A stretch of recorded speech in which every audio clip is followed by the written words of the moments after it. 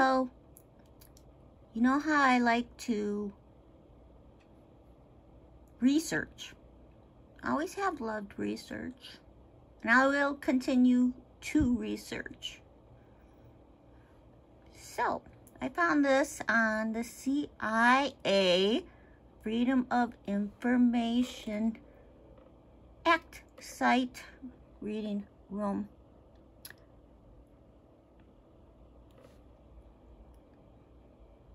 Okay, I'm gonna try and read this. My eyes are horrible, but I'm gonna try and read it. One man's lonely fight turns into a crusade against government. It started for Angus Mackenzie with a bunch of local cops crashing through his front door. But it has turned into a holy crusade against the government and its most powerful agencies, the CIA, FBI, and Army.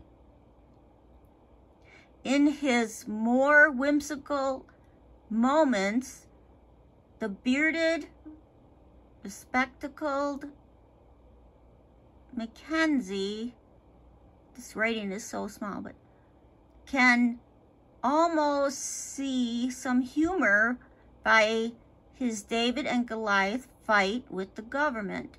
I have this dream of waking up one morning and seeing a headline, "Hippie beats CIA,"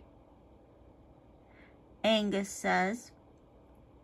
But then the glint comes back into his eyes, and the 31-year-old freelance writer talks again of what he calls a secret war to subvert the First Amendment to the Constitution and to destroy the alternative press in the United States.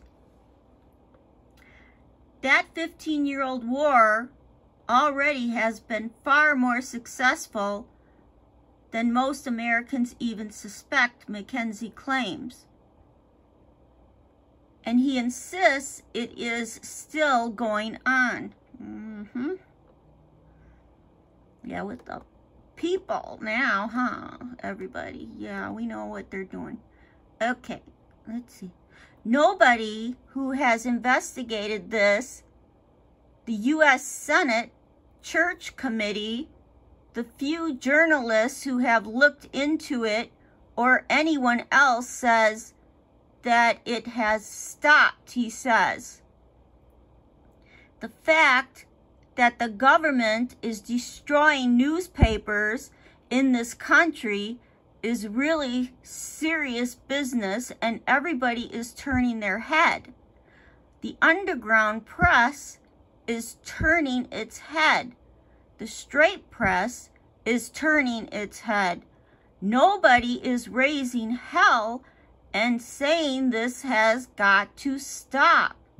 Nobody, that is, except for Angus Mackenzie and maybe one or two others. Mackenzie, who was born in New York City and has lived in San Francisco since he was kicked out of Wisconsin several years ago, at the moment is the principal in a major test case which could help determine how effective the nation's Freedom of Information Act really is and how far the government can go in avoiding its provisions. The Freedom of Information Act passed in 1966, strengthened in 1974, and now the target of increasing attempts to weaken it. Gives people the right to request and receive copies of government documents including those about investigations involving the individual. Since it was passed, it has frequently been used by journalists and others to expose cases of government wrongdoing. Too bad our media doesn't do that anymore, huh? But McKenzie says the law is being stretched to the limit by the CIA and other agencies to cover up government abuses. Hang on, I gotta go to the top here. Hang on a minute.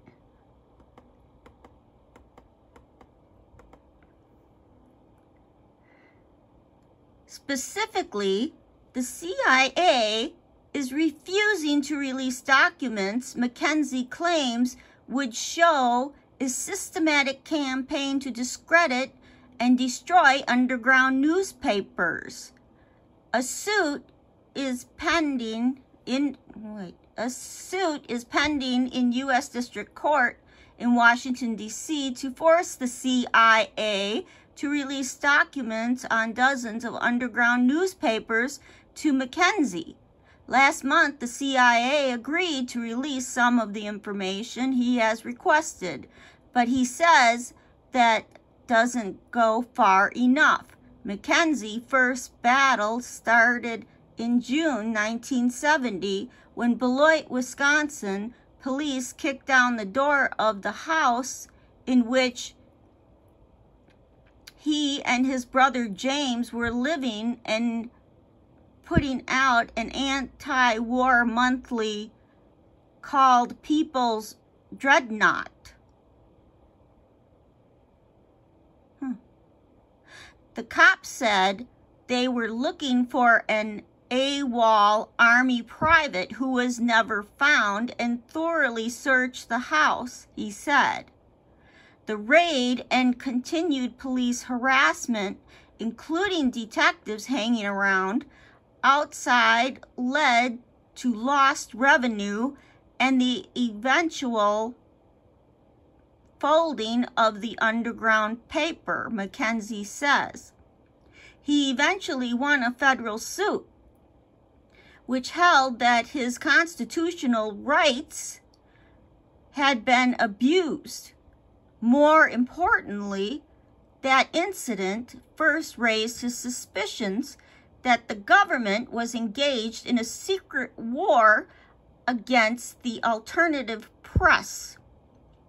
Starting in 1967 with Ramparts magazine, the war may have affected 150 of the 500 underground publications that served as the wall posters of the anti-war and counterculture movements in the late 60s and early 70s.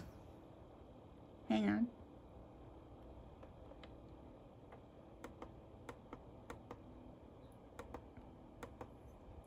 Using government documents, he has been able to obtain, McKenzie says, much of the anti-underground paper campaign was carried on under the CIA's Operation Chaos. Chaos, set up to look into foreign connections of domestic dissidents, grew out of the CIA's investigation of Ramparts, the San Francisco-based fountainhead of the rhetoric of the left in the late 60s. Ramparts at the time was about to expose the CIA's use of the National Student Association, the then American Newspaper Guild, and some foundations as conduits for CIA funding of secret programs. From there, it and other programs grew into a general campaign of general harassment, disinformation, planting agents on staffs, and other tactics designed to limit the effectiveness of the alternative papers, Mackenzie says. One such later target was the Berkeley Barb. In its heyday, one of the most influential voices of the New Left. The Barb fell victim to something called Project Resistance, another CIA operation that was founded with a narrow objective to protect CIA recruiters on college campuses, but grew like Topsy. Hang on. Look how long they took to release this. Oh, jeez.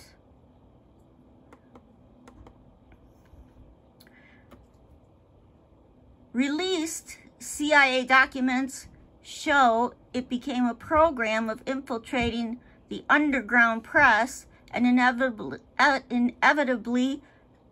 of damaging or destroying it.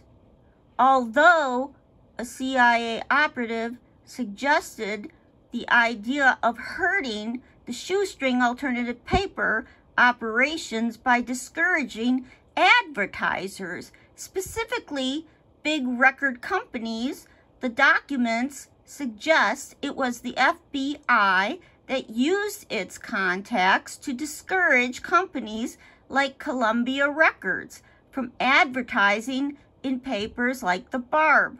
A series of underground papers quickly perished as Columbia withdrew ads. At the Barb, the vacuum left by the unexplained departure of Columbia was filled with sex and sleaze ads. The Barb no longer exists. For its part, Columbia has declined comment. Mackenzie's current case began while he was working on an article for the Columbia Journalism Review documenting how the Army, FBI, and CIA, beginning in 1967, infiltrated and harassed publications and tried to put them out of business. In June 1979, he asked the CIA to waive its search and copy fees under the Freedom of Information Act, provision that the government should do so if releasing the requested files would benefit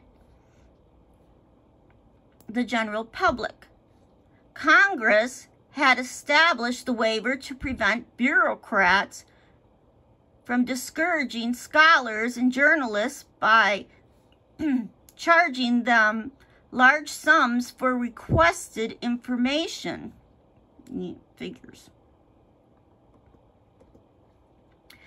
The CIA, however, refused the waiver on grounds that it was doubtful the agency would have enough releasable material, with some information can be withheld for national security reasons to benefit the public. Now, how does being secret benefit the public? Yeah. CIA officials told Mackenzie the agency would waive the fees on information about a specific paper if someone on that paper requested it, a problem since many of the papers no longer exist. On August 1st, 1960, does that say 60? You know, this is really blurred. Is that 60 or 80? I can't see. 19. CIA Information and Privacy Coordinator John E. Bacon told Mackenzie it would cost him, holy smokes, $61,501 for the agency to search for the documents he wanted. Holy smokes. And even then, the agency would not guarantee it would find any releasable documents. 6 weeks later, the CIA demanded a $30,000 down payment and a promise to pay the rest before it even would begin looking, Mackenzie says. He appealed, but the agency was adamant. It was very discouraging, said Mackenzie, estimating his continuing fight with the CIA is costing $20,000 a year minimum just for expenses. It's money he does not have. Yeah, nor do we. Yeah, they do it on purpose, people.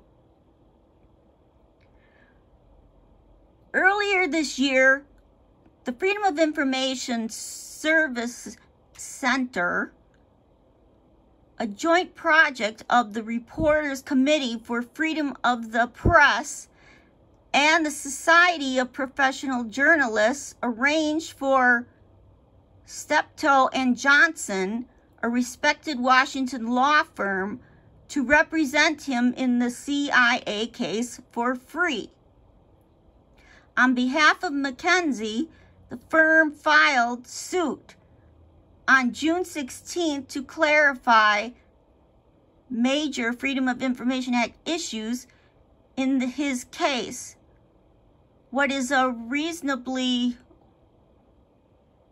wait for documents, and do journalists with access to national media deserve fee waivers on the presumption that files released will primarily benefit the general public? The case is pending. It's important how it comes out, Mackenzie says fervently.